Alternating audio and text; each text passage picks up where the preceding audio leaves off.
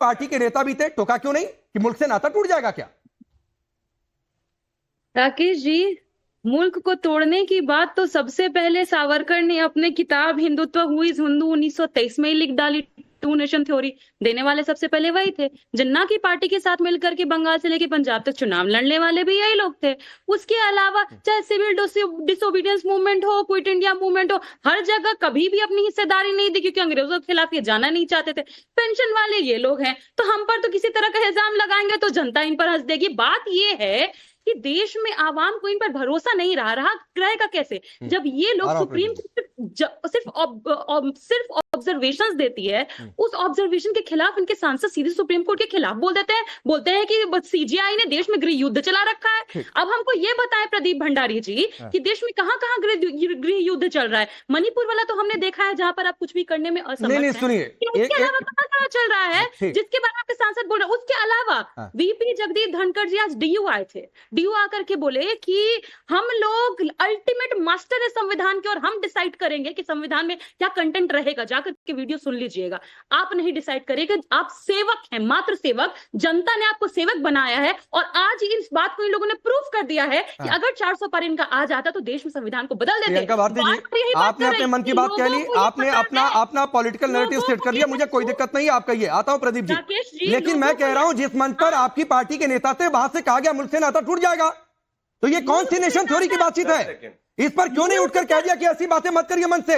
यहां पर आज नेता भी मौजूद हैं।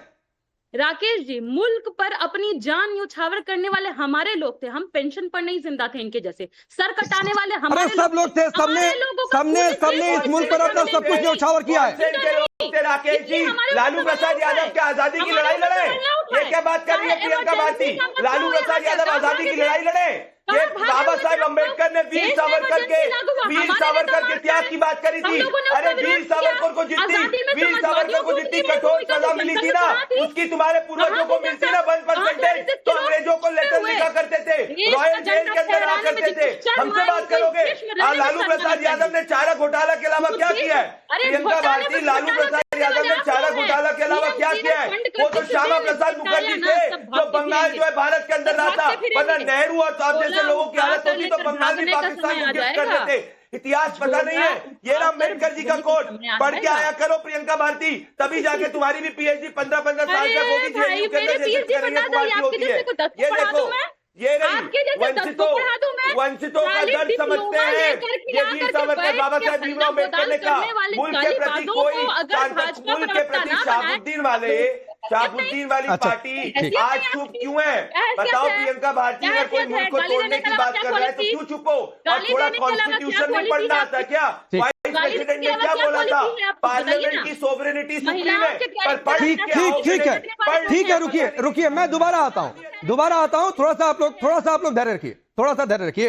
अब अशोक यादव जी, सवाल आपसे भाई जो प्रियंका भारती से था, मुल्क टूटने की बातचीत, जंग आजादी की बातचीत, कुर्बानी की बातचीत, तो आपके नेता धर्मेंद्र यादव ने मंच से क्यों नहीं कह दिया कि भाई मुल्क नहीं टूटेगा, इसी मुल्क में रहकर विरोध प्रदर्शन करेंगे? टोकना चाहिए था ना, लेकिन चूंकि मुस्लिम वोट चाहिए तो टोकेंगे कैसे?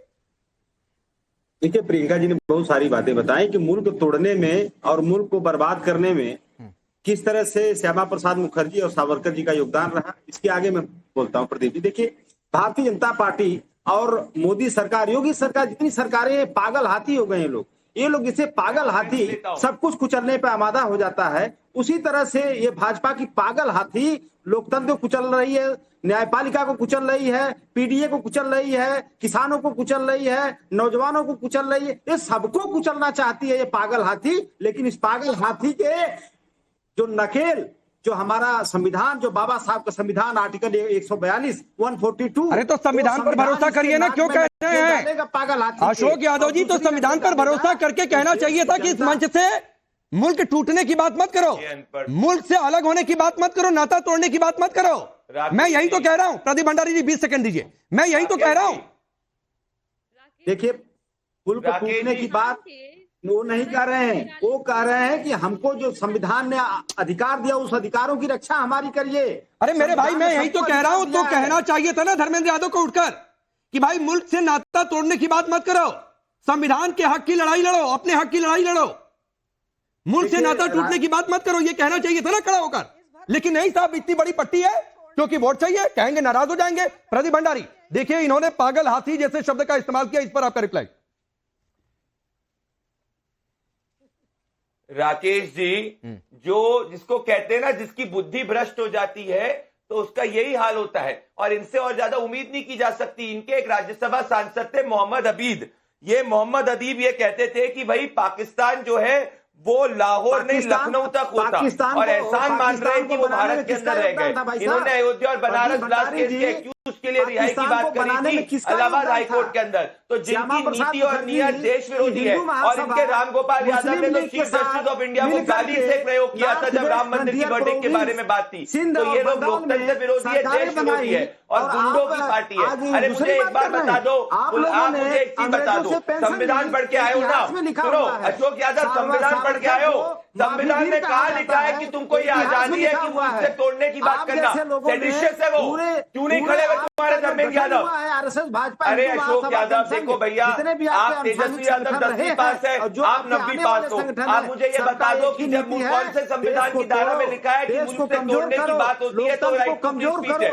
न्यायपालिका को कमजोर अरे अशोक यादव जी बिल्कुल आज नहीं पढ़े आप। अगर सुप्रीम को अगर आपको लग रहा है संविधान की बात है तो सुप्रीम कोर्ट पे जाओ ना। बनना चाहती है, आपको सुप्रीम कोर्ट में विश्वास नहीं है? सुप्रीम कोर्ट में विश्वास है? जनता निकाल अरे देगी। अशोक भाई, सुप्रीम कोर्ट में विश्वास नहीं है क्या? ये देखो आज एक और चुनाव में धरी की धरी रह एक गई और ना। ये एक और तानाशाही नहीं चलेगी। आज आपके फैक्ट चेक को कराए। प्रदीप भंडारी सुप्रीम कोर्ट में विश्वास है कि नहीं है? अरे मैं कह रहा हूँ मुझे सुप्रीम कोर्ट में विश्वास है। सड़कें सुप्रीम कोर्ट में विश्वास है तो संविधान बचा हुआ है। क्यों नहीं आपने कुछ बोला? धर्मेंद्र यादव शांत क्यों रहे जब मुल्क से तोड़ने की बात हुई? क्या मुल्क हिंदुओं का नहीं है? क्या मुल्क क्रिश्चियंस का नहीं है? क्या मुल्क जो गरीब मुसलमान घर पे बैठा हुआ है आपकी आमदनी नहीं बढ़ रहा उसका नहीं है? आपके जैसे 100-200 अमीर। ठीक है, मैं आगे बढ़ता हूं। 2 मेहमान अभी भी बचे हुए हैं। अब हाजी नाजिम खान, जंगे आजादी की बातचीत गुलामी है क्या? और गुलामी होती तो इस मंच पर तालकटोरा स्टेडियम में बैठकर सरकार के खिलाफ इतना बोल पाते? आप स्टूडियो में बैठे होते क्या? तो भाई ऐसी बातें उकसाऊ क्यों न मानी जाए?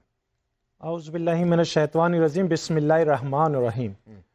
ऐ मेरे भारत के हिंद वासियों, मेरे संविधान में विश्वास रखने वालों, आपको घबराने की जरूरत नहीं है। भारत के अंदर भी संविधान जिंदा है, मेरा कुरान बाकी है। लाख कर ले वो जुल्म हम पर, अभी आखिरत का मैदान बाकी है। और जो इस तरीके की बात करते हैं, अभी बार बार कह रहे थे ना कि भी आप संविधान को मानते हैं, हम लोग तो संविधान को मानते हैं। संविधान के तहत ही सुप्रीम कोर्ट में गए। सुन लीजिए, सुप्रीम कोर्ट में गए, लेकिन वो कौन लोग थे जो सुप्रीम कोर्ट से कह रहे थे कि भी आप अपनी मर्यादा से बाहर मत जाइए? लेकिन इस तरीके की बात होती है। लेकिन मैं ये कहता हूं, मैं पूछ रहा हूं हाजी नाजिम खान, मैं पूछ रहा हूं, जो बातें तालकटोरा स्टेडियम में मंच से कही गई, आपके हिसाब से क्या वो संविधान सम्मत है? हाँ, मैं उसी बात पे आ रहा था राकेश जी। मैं ये कह रहा था कि देखिए, हम लोग संविधान को मानते हैं और अपने मुल्क से बेपनाह मोहब्बत करते हैं। मानते हैं नहीं मानते ये सब नहीं सुनना। हम संविधान सम्मत है कि नहीं है? तालकटोरा स्टेडियम में मंच से जो कुछ कहा गया, जो हमने सुनवाया, जो चला रहे हैं स्क्रीन पर, क्या वो बातें संविधान सम्मत है, हाँ या ना? हाँ राकेश जी, देखिए, अगर आप ताल कटोरा की बातें करेंगे तो मैं ये कहना चाहता हूं कि हम लोग तो मुल्क से मोहब्बत करते हैं। मैं पूछ रहा हूं संविधान सम्मत है कि नहीं है? हम अपने सर कटा सकते हैं। नहीं, ये सब नहीं जानना है भाई। ना आप मत सिर कटाइए, गलत नजर ना मत सिर कटाइए भाई। कोई नहीं चाहता आप अपना सिर कटाए, मत कटाइए सिर। यानी संविधान सम्मत है तालकटोरा स्टेडियम की बात है। अब राकेश जी, आप मुझको बोलने ही नहीं दे रहे, मुझे बात रखने ही नहीं दे रहे। मेरे सवाल का जवाब दीजिए ना। तालकटोरा, मैं फिर दोहरा रहा हूं, तालकटोरा स्टेडियम में मंच से कही गई बातें क्या संविधान सम्मत है, हाँ या ना?